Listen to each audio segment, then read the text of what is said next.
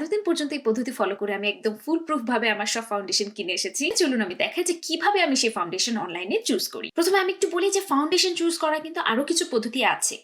আপনি যে শুধুমাত্র ওয়েবসাইটে গিয়ে একদম শেড দেখে চুজ করবেন সেটা না, বরং foundation.com যেটা কথা হয়তো আপনারা জানেন যে আপনার যদি ইতোমধ্যে অনেকগুলো পারফেক্ট শেডের ফাউন্ডেশন থেকে থাকে সেগুলো রেফারেন্স দিয়ে আপনি foundation.com থেকে অন্যান্য ব্র্যান্ডের আপনি যেটা কিনতে যাচ্ছেন সেটা পারফেক্ট শেডটা খুঁজে বের করতে পারেন।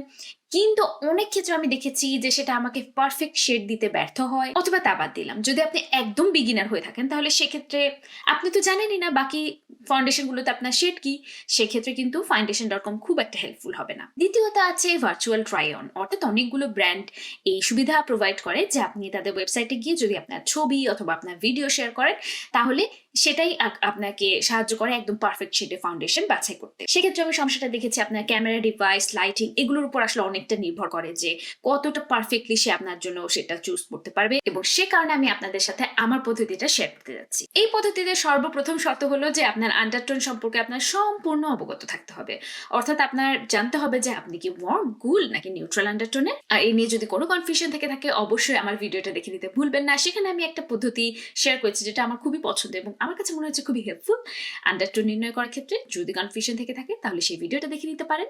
তো আমি ধরে নিচ্ছি যে প্রথম শর্ত ফুলফিল হলে আপনি জানেন যে আপনার আন্ডারটোন কি। এখন দ্বিতীয় শর্ত, আপনার স্কিন টোন কি। এই ক্ষেত্রে কিন্তু আমরা একটা ভুল করে ফেলি, সেটা হচ্ছে যে আমরা যখন আমাদের স্কিন টোনের কথা চিন্তা করি তখন আমরা আসলে কোন দেশের প্রেক্ষাপটে চিন্তা করছি।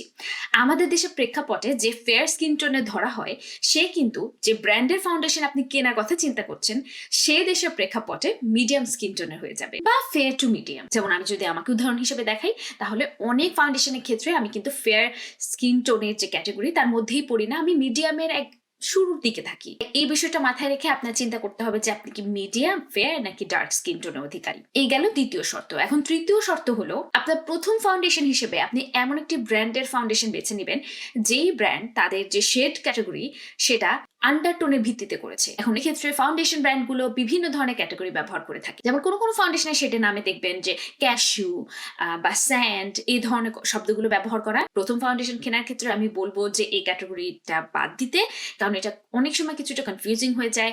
এখান থেকেও কিভাবে বাছাই করতে হবে সেটা আমি পরবর্তীতে শেয়ার করবো, যেহেতু আমাদের অনেক পছন্দের ফাউন্ডেশন ব্র্যান্ডই আসলে এই ক্যাটাগরি ব্যবহার করে থাকে। কিন্তু আজকে আমি শেয়ার করবো যেটা, সেটা হচ্ছে আন্ডারটোন ক্যাটাগরি, অর্থাৎ যে ব্র্যান্ডের ফাউন্ডেশন গুলো আন্ডারটোন ক্যাটাগরি ব্যবহার করে, অর্থাৎ যে ব্র্যান্ডগুলো তাদের ফাউন্ডেশন শেডগুলোতে ওয়ার্ম, কুল, নিউট্রাল এই ক্যাটাগরিতে ভাগ করে। এখন উদাহরণস্বরূপ আমি আপনাদেরকে দেখাবো হুডা বিউটির ফাউন্ডেশন, কারণ তারা এই আন্ডারটোন ক্যাটাগরি ব্যবহার করে থাকে তাদের শেডের ক্ষেত্রে। এখন আমি চলে যাচ্ছি হুডা বিউটির ওয়েবসাইটে এবং আমি আমার নিজের জন্য একটা তাদের যে নতুন ফাউন্ডেশন বের হয়েছে অর্থাৎ স্কিন টিন্ট, সেটার প্রতি আমার খুব আগ্রহ আছে, আমি সেটা চুজ করব।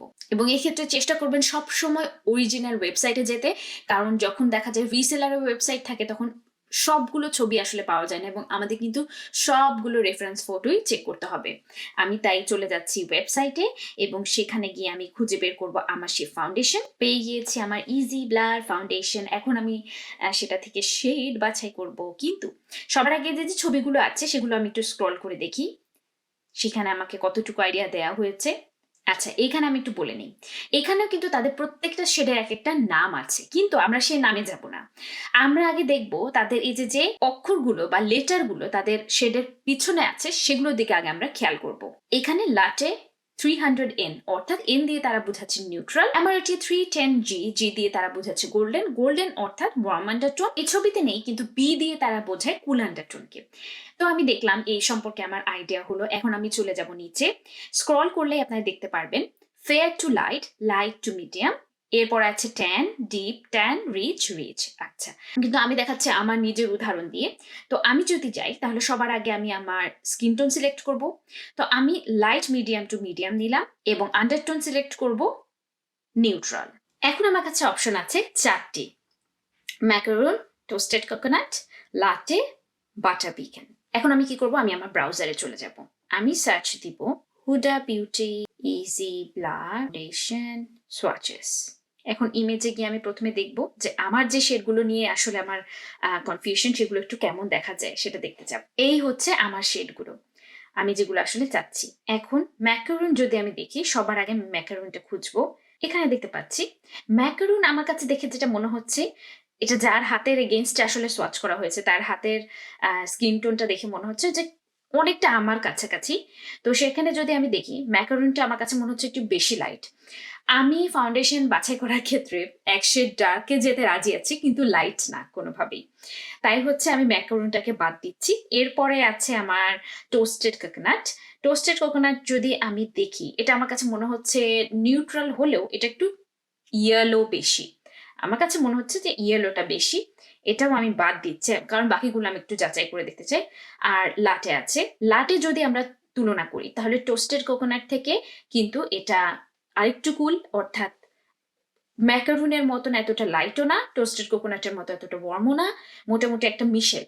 লাটে আমার কাছে সোফার খুবই ভালো মনে হচ্ছে, মনে হচ্ছে যে আমার স্কিন টোনের সাথে অনেকটা আন্ডারটোনের সাথেও ম্যাচ করবে। লাস্ট যেটা সেটা একটু দেখি, সেটা হচ্ছে বাটার পিক্যান। বাটার পিক্যানটা কোথায় সেটা একটু দেখি। না, বাটার পিক্যান কিন্তু আসলে একদম মিডিয়াম সাইডে চলে গেছে, অর্থাৎ এটা আমার জন্য একটু বেশি ডার্ক হয়ে যাবে। তাই আমার কাছে আপাতত মনে হচ্ছে লাটে আমার জন্য পারফেক্ট হবে। তো আমরা আরেকটা কাজ করি, লাটের আমরা আরেকটু শেড দেখি, আরেকটু দেখি সোয়াচ পাই কিনা। এটা ছিল 300N লাটে, এবং এখানে আসলে কিন্তু অলরেডি যারা রিভিউ করেছেন তাদের রিভিউ দেখেও কিন্তু আপনি মিলিয়ে নিতে পারেন অনেকটা।